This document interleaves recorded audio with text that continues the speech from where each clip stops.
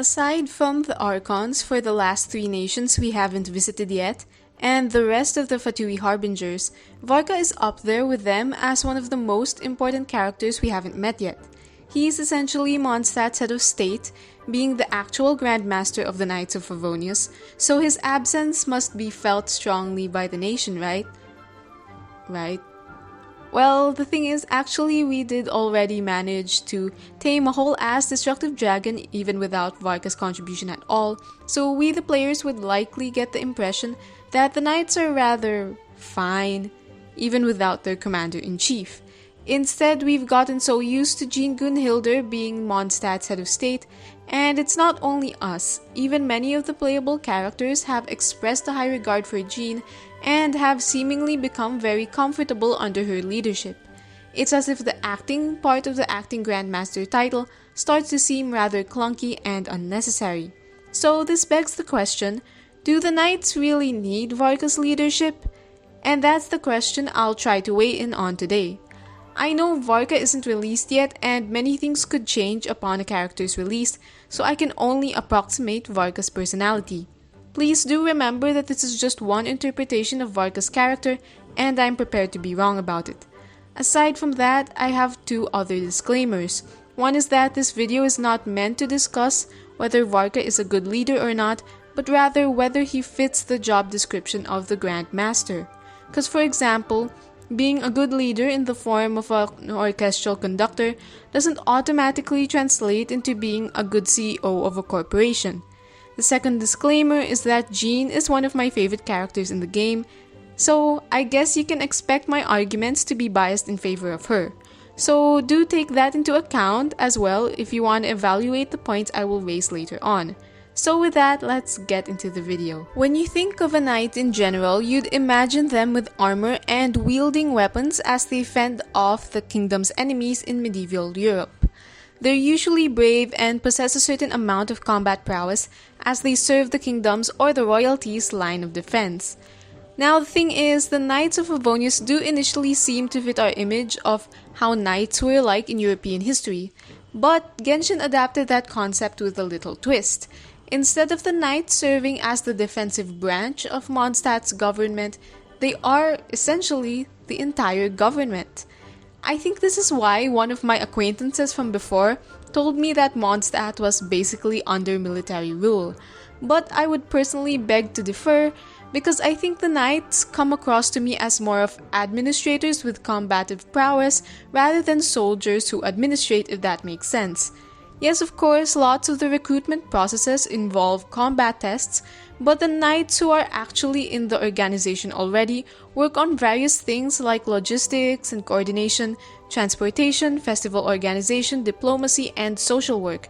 So in a sense, a term that would better approximate the role of Grandmaster would be President rather than General, although of course the Grandmaster technically serves as both. The Knights of Favonius were first established by Vanessa after the revolt against the aristocracy a millennium ago to basically serve as a regulatory body to prevent aristocratic oppression from arising once again.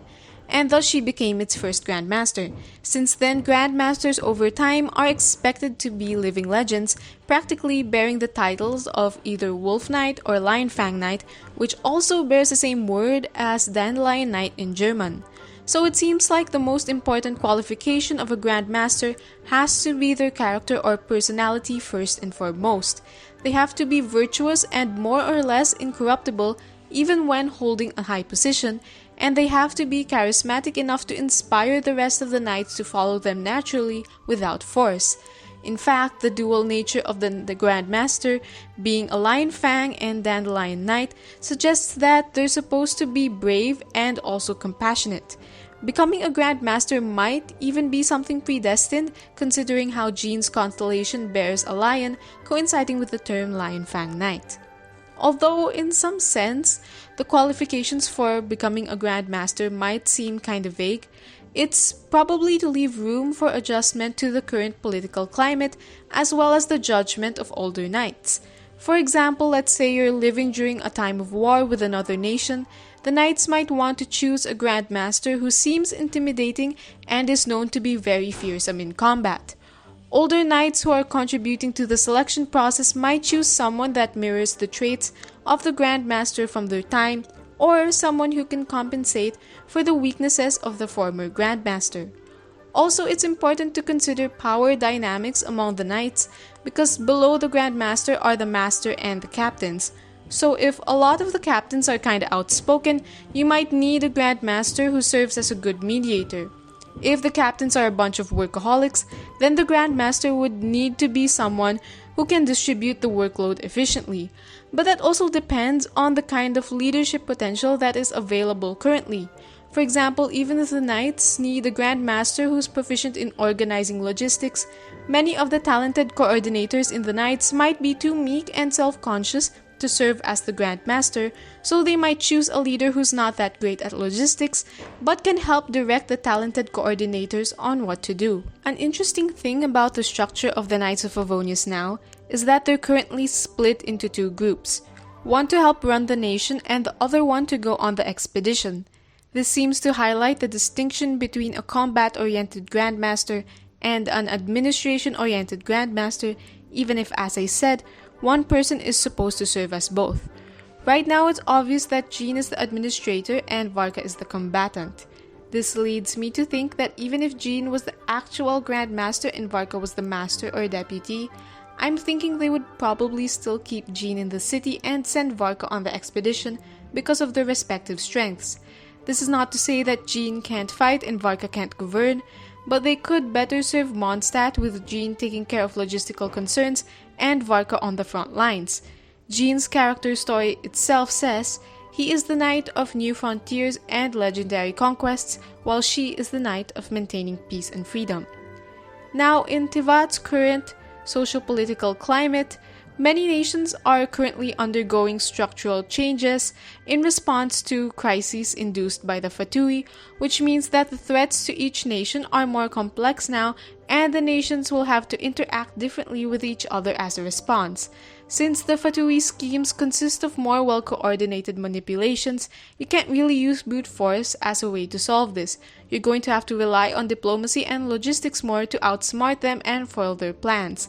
Then, once one nation more or less solves their crisis and another nation does as well, their international relations could look very different now, like with Inazuma recently opening its borders, for example. So with the way Tivat is rapidly changing nowadays, I think that Mondstadt likely needs a Grandmaster with better administrative skills in order to critically analyze these social changes and make the best decisions for the city. It seems like what Mondstadt currently needs is a Grandmaster who's skilled in diplomacy, who can investigate threats well, who can delegate tasks efficiently, who can help promote the country's cultural heritage, and maybe even contribute to stimulating its economic development. Now, I don't want to pigeonhole Varka and say that he can't govern even if you hold a gun to his head, because that's obviously not true. He can a little bit. He has a keen eye for talent, with him taking several other playable characters under his wing, so that gives us the impression that he's able to contribute to individuals' personal development, which is a sign of good leadership. This is also probably why he might have been able to delegate tasks well within the Knights. I'm not sure about this, but he must have contributed to the hiring and promotion of certain key figures within the Knights. He did identify Jean to be his acting Grandmaster, and that shows that he's able to identify leadership potential quite well.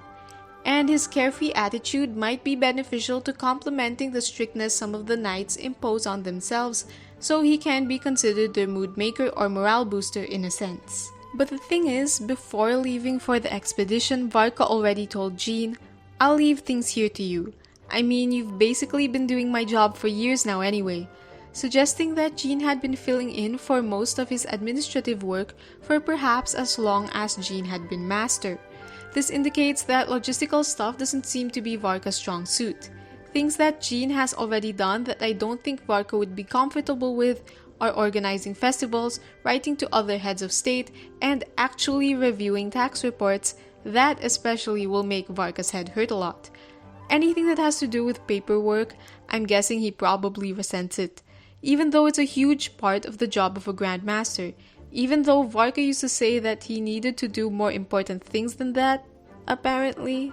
Even when it came to weeding out Erok, who was the Fatui affiliate planted in the Knights as an inspector, Kaya reported to Diluc that the matter of investigating Erok had been handed over to Jean's jurisdiction. Just as I was about to credit Varka for his responsible way of dealing with misconduct within the Knights, I found out that Jean still had to help him even with that. Also, when it comes to his expedition, he is obviously talented at carrying those out, but Jean's character story states, half a year ago, Varka led the elite Knights of Favonius on yet another expedition away from Mondstadt. An expedition. How typical of Varka's character. I'm not sure if I'm interpreting this properly, but it seems to imply that these expeditions are not completely necessary and just things he does for the sake of glory. Hopefully we'll get confirmation on that because I don't want to make such bold claims about this for now. And even during this expedition, he had to ask Mika to do lots of errands, which in itself isn't a bad thing, but hopefully he's not overworking his own personnel. His letter to the Knights about the expedition, which Mika read out loud during the Vinelesa Fest, kinda came across as all over the place, with him mentioning Capitano too much rather than identifying the facts of the situation in a straightforward manner, to discuss the current available resources and the amount of injuries among the knights who accompanied him. As Jean said, "Grandmaster, please take your job seriously. All of Mondstadt looks up to you." With this, I'd argue that Varka has a lot of weaknesses when it comes to fulfilling the duties of a Grandmaster.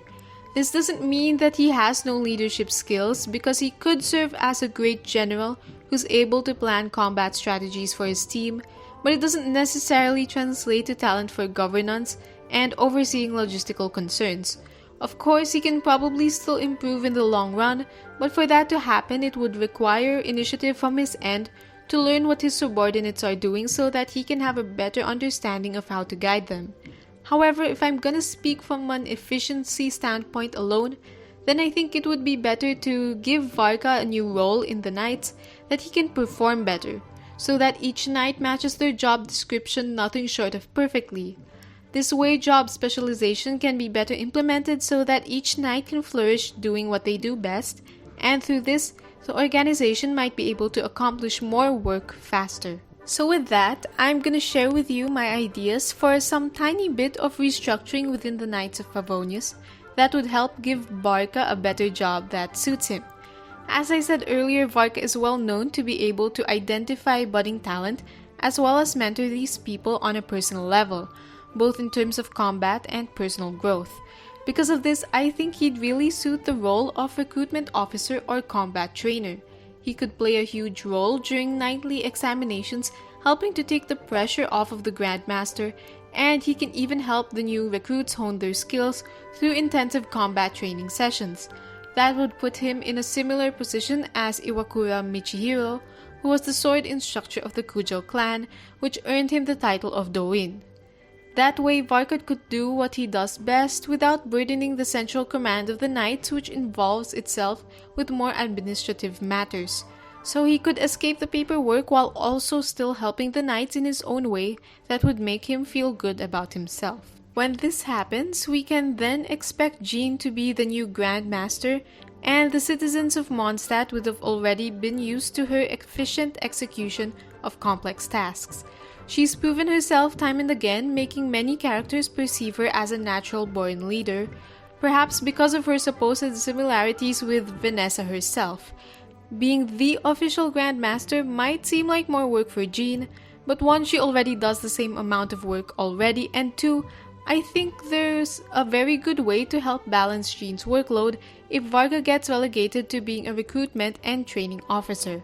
The key to this, I believe, in an admittedly biased way, is to appoint Kaya as Jean's master, her deputy. As of now, he kinda already fulfills this sort of position, with him being the captain Jean consults the most, and him taking over her office while she's on patrol. He's so reliable that during the 1.6 Golden Apple Archipelago event, she initially seemed horrified to find out that he was also on vacation, almost forgetting that there are other captains as well. And yes, I know Paimon called him lazy, but that's just because she's not the best judge of character there is, and also, Kaya works very subtly, wrapping up things in such a way that helps you feel reassured that the task is done since he magically completed it while you weren't aware of it. He's a reliable investigator who gets to the bottom of complex issues, and along with this, he has a knack for obtaining important intel and engaging in diplomacy because of his strategic approach to communication. Also, he seems rather conscientious about completing his paperwork, which is a sign that he does his duties properly. Jean expresses praise for his conduct, implying that she trusts him greatly. If he does become master, that would likely allow him to have a greater degree of command over the other captains, more than he does now, so he can give them orders without Jean having to do it all the time, thus possibly relieving her of some of their burdens. He seems to also be a great believer in Jean's abilities, which is why he takes her orders well enough, even though he seems to defy authority often.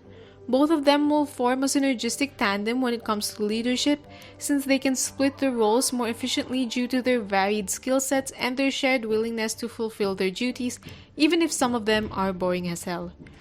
They could also take advice from their senior Varka once in a while for guidance, but having them be the official ruling tandem ensures that the work is divided evenly, since having the Grandmaster do less clerical work than they need to bogs down the system a bit, as if Varka is just taking up space. In summary, yes, I do believe that Varka should let go of his position as Grandmaster, not because I think he's good for nothing, but because his talents might better serve the Knights through other means.